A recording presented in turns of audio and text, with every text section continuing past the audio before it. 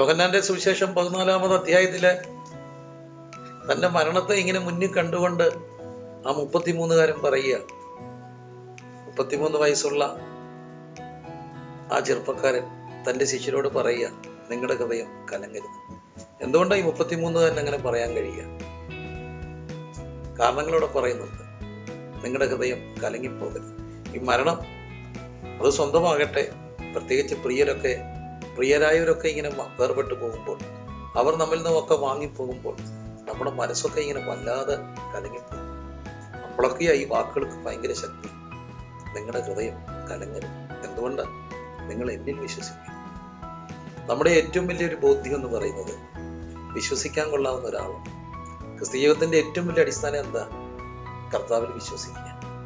തന്റെ പിതാവായ ദൈവം നമുക്ക് വേണ്ടി തന്റെ പുത്രനെ നൽകിയത് കൊണ്ട് പുത്രനിൽ വിശ്വസിക്കുന്ന ഏവനും മരിച്ചാലും ജീവിക്കും.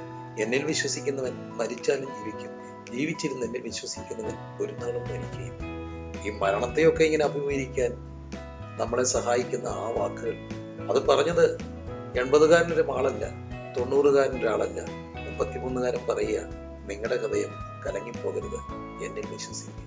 പ്രിയപ്പെട്ട മക്കളെ, ഹൃദയം കലങ്ങുന്ന നേരത്ത് കർത്താവിൽ വിശ്വസിക്കുകയും ആശ്രയിക്കുകയും ചെയ്യുന്നതാണ് നമ്മുടെ ബലമെന്ന് പറയുന്നത്. അതുകൊണ്ട് വിശ്വസിക്കാൻ കൊള്ളാവുന്ന ഒരാളുണ്ട്, വാക്കു മാറത്തില്ല, പറഞ്ഞു, ഞാൻ നിങ്ങളെ ഒരു നാളും അനാഥരായി വിടുകയില്ല. ആ കർത്താവിൽ വിശ്വസിക്കാം. ദൈവം നമ്മളെ അനുഗ്രഹിക്കട്ടെ. നിങ്ങളുടെ ഹൃദയം കലങ്ങും.